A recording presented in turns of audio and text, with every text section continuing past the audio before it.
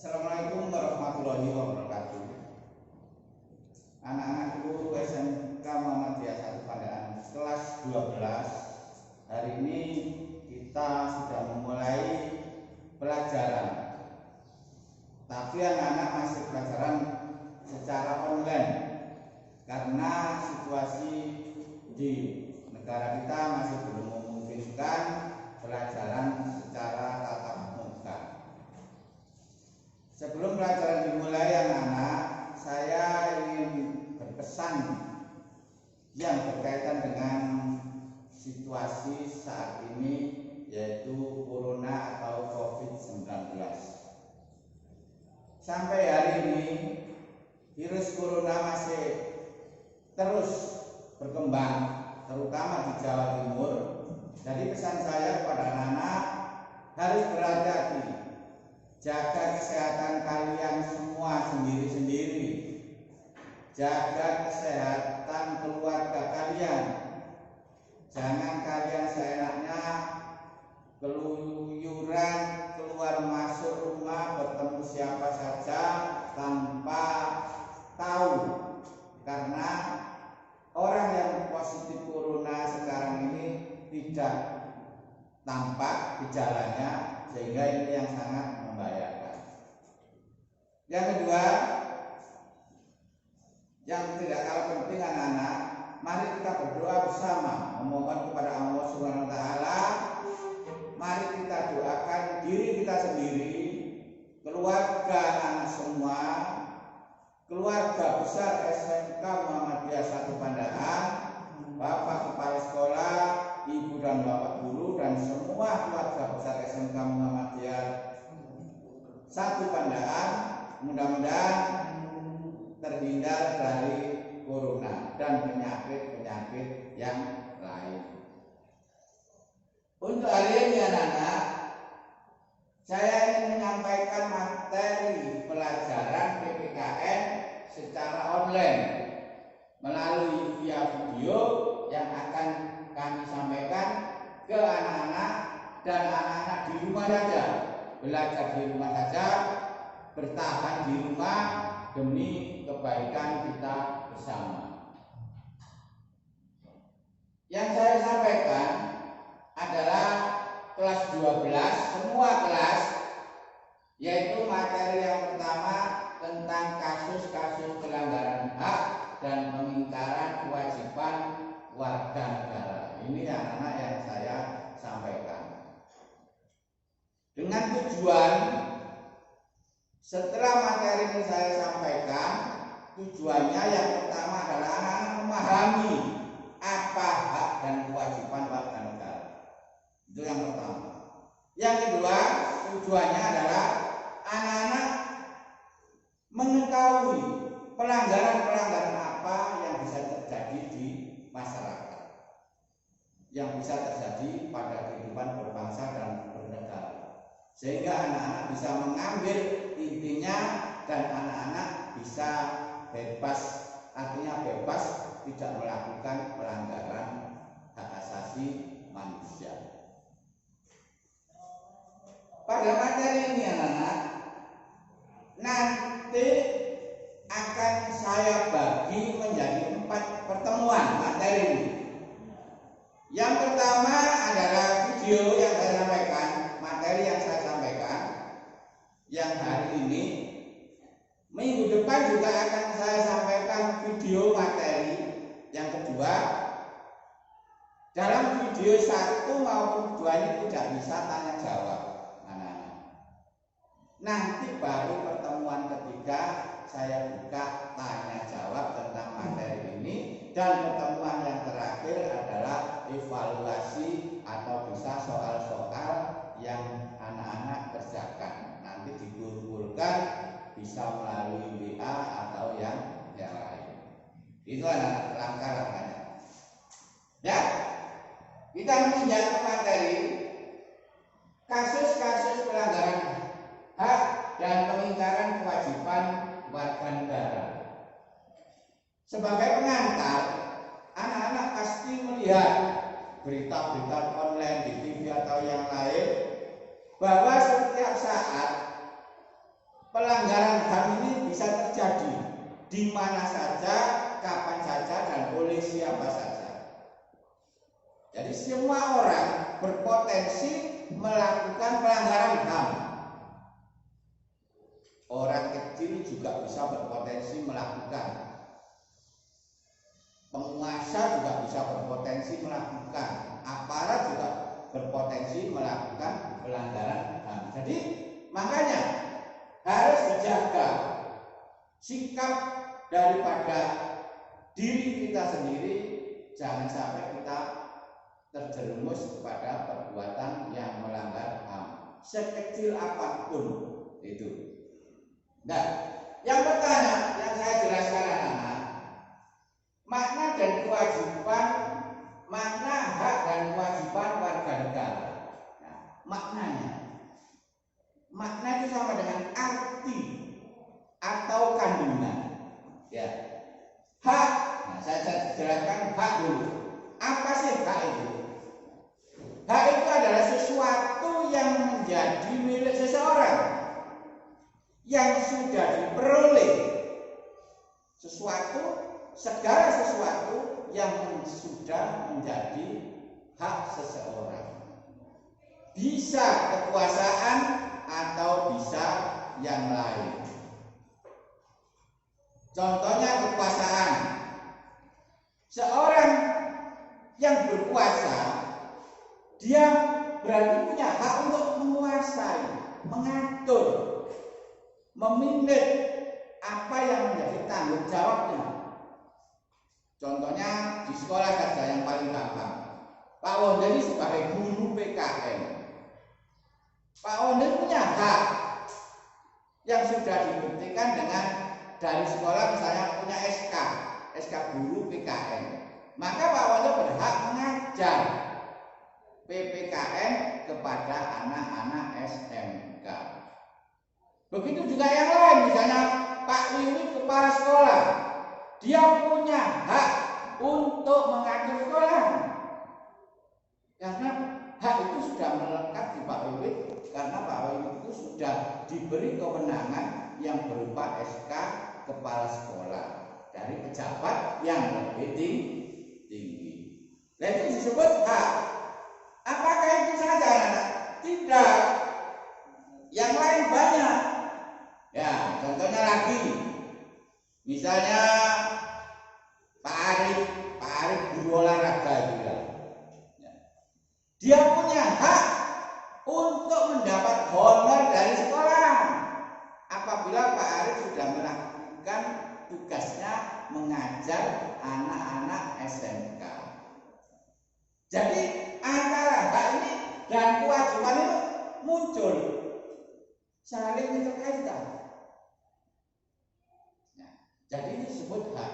Jadi hak itu bisa hal yang kecil sampai bisa hal yang sangat mendasar.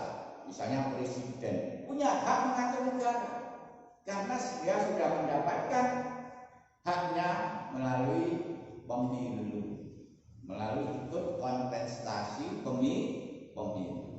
Nah, ini yang disebut hak. Nah, jadi sekali lagi intinya, hak itu adalah sesuatu yang didapat, yang dimiliki seseorang, semua orang punya hak yang sama untuk mendapatkan apa dan memperoleh apa. Itu. Yang kedua, anak, yang pertama sudah ya. Yang kedua adalah hak asasi manusia. Nah, biar nanti jelas pengertiannya ini. Yang dimaksud hak asasi manusia itu, anak-anak, adalah hak yang dimiliki manusia secara mendasar sejak manusia itu dilahirkan ke bumi. Ini disebut hak asasi manusia. Contohnya hak hidup. Hak hidup ini dimiliki setiap orang di dunia ini tanpa ada batas wilayah. Orang Indonesia punya hak hidup, orang Amerika punya hak hidup, orang Ethiopia punya hak hidup. Nah, ini disebut hak asasi manusia.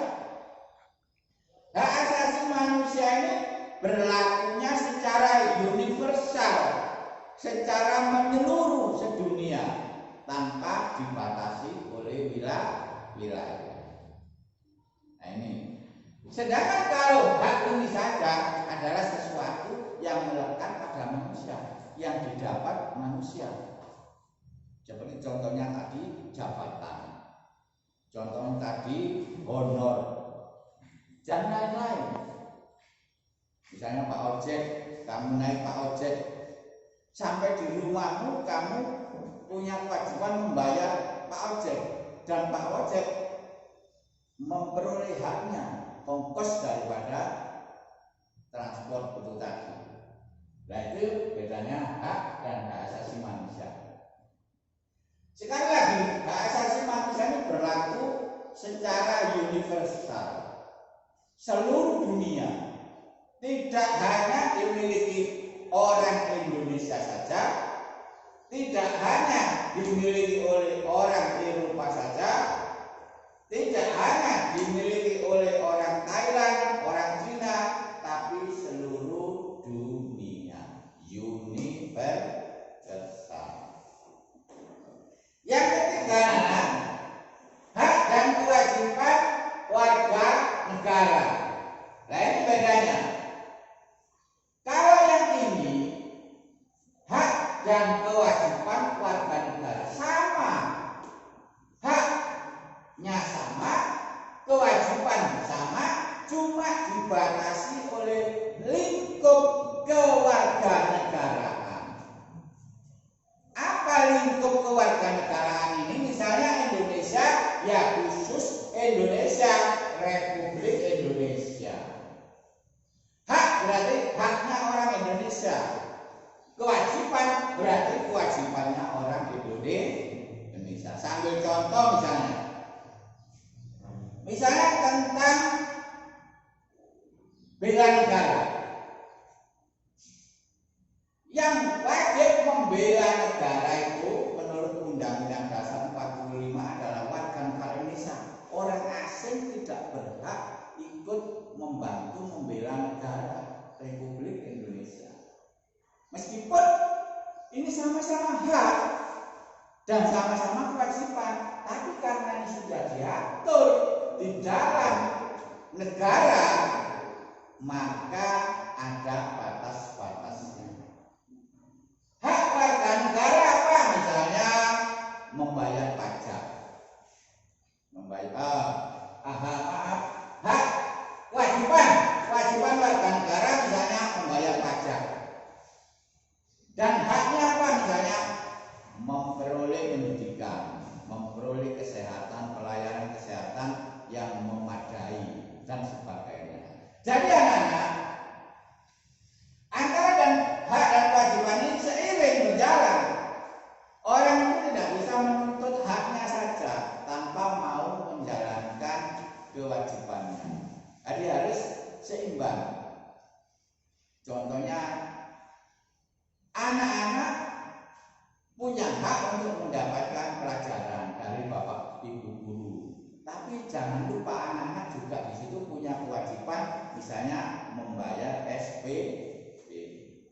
Kalau antara hak dan kewajiban dijalankan bersamaan, maka akan terjadi harmonisasi, terjadi hal yang baik. Tetapi kalau salah satunya tidak seimbang, orang maunya menuntut haknya saja. Waduh, di sekolah SMK sering jam kosong, tapi anak-anak lupa bayar SPP semua. Nah, ini juga tidak boleh, tidak imbang namanya.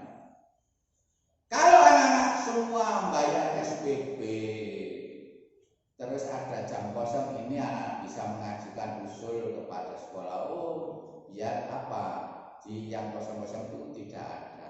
Jadi harus imbang antara hak dan kewajiban.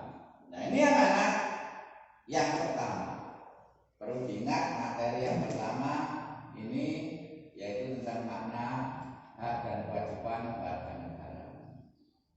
Untuk mempersingkat waktu langsung saja saya jelaskan yang kedua, substansi hak dan kewajiban warga negara dalam Pancasila.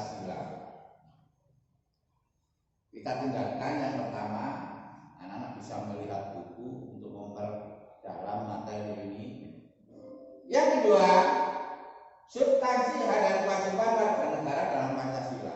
Substansi, hal yang mendasar, hal yang pokok. Hak dan kewajiban warga negara kita itu sudah ada sebenarnya, sudah tercantum di dalam Pancasila, ideologi negara kita.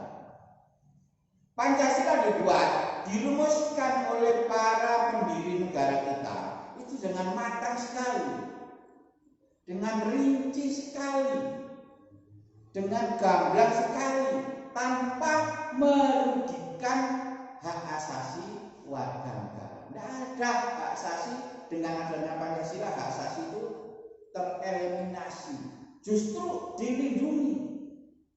Maka dari itulah Pancasila ini disebut sebagai dasar negara, karena mengayomi segala segi kehidupan masyarakat. Saya ambil contoh saja, misalnya sila pertama, ketuhanan yang Maha Esa.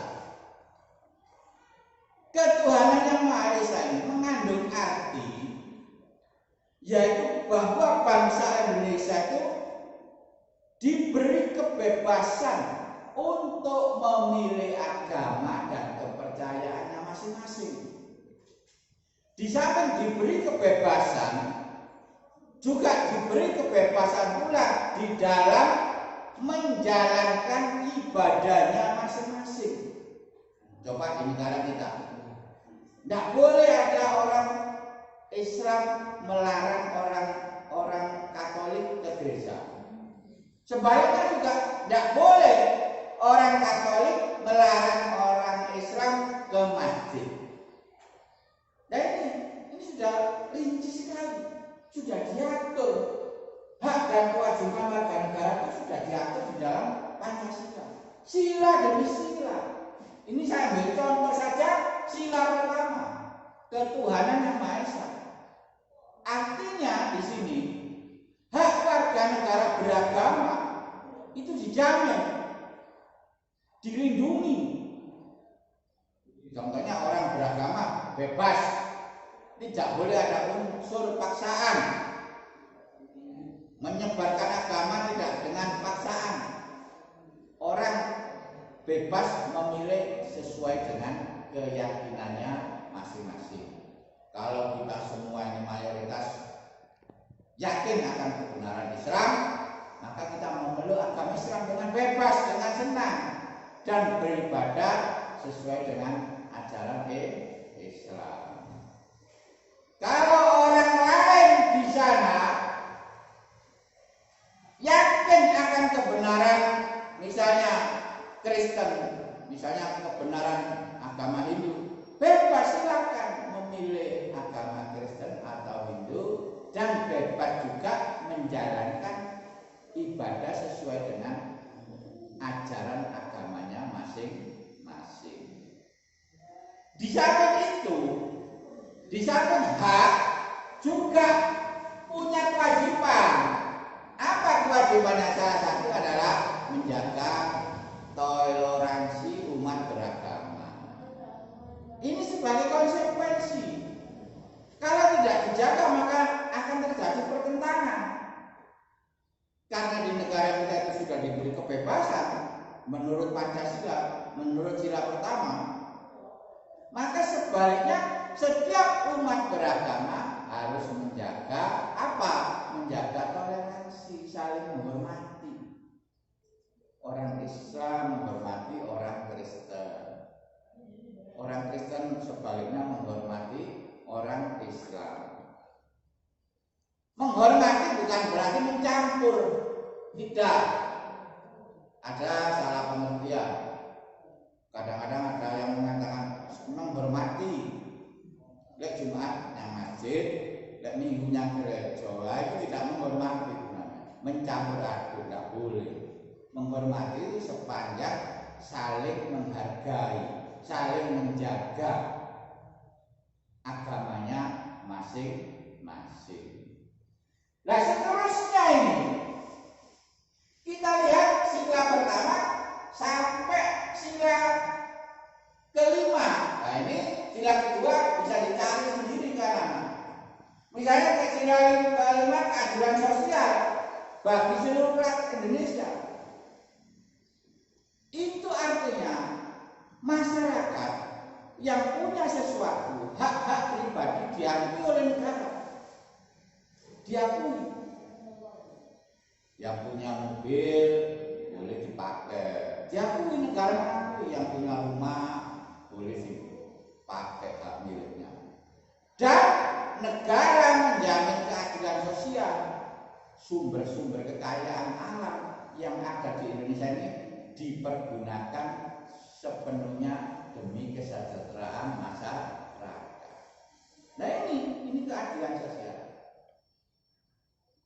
Keadilan sosial. Di samping itu, di samping negara memberi kebebasan untuk hak-hak warga negara, maka di sini juga timbul kewajiban. Apa kewajibannya? Satu, misalnya orang ingin sejahtera tapi gak mau bekerja, ya salah. Maka kewajibannya di sini adalah salah satu misalnya ada kerja keras. Orang Indonesia itu menurut Pancasila sila kelima harus kerja keras. Tidak boleh orang Indonesia enak-enakan duduk tapi minta sejahtera. Tidak boleh, karena tidak sesuai dengan prinsip Pancasila, khususnya sila kelima. Harus kerja keras. Semuanya, baik di pemerintahan, di masyarakat, siapa saja yang ingin sejahtera di sini diwajibkan adalah bekerja keras. Jadi ini anak-anak makna substansi hak dan kewajiban warga negara dalam Pancasila. Saya kira ini anak-anak untuk pembelajaran pertama. Setelah ini minggu depan saya tambah lagi materinya, pembelajaran kedua. Sebelum saya akhiri, sekali lagi anak-anak harus banyak membaca buku, karena yang saya terangkan ini hanya sekilas saja, hanya gambaran kecil saja, tapi gambaran luasnya adalah di buku atau di media yang lain. Ya, sebelum saya akhiri, sekali lagi pesan saya, anak-anak jangan banyak-banyak keluyuran di rumah, belajar. Semua materi yang disampaikan oleh Bapak Ibu Guru dipelajari supaya apa? Supaya meskipun kita sekolah di rumah, tetapi tetap bisa memperoleh materi atau ilmu dari Bapak Ibu Guru dengan baik. Karena apa? Tidak tahu kapan sekolah itu masuk secara tatap muka, tidak tahu. Ya, kamu lihat di TV. Kapan masuk sekolah?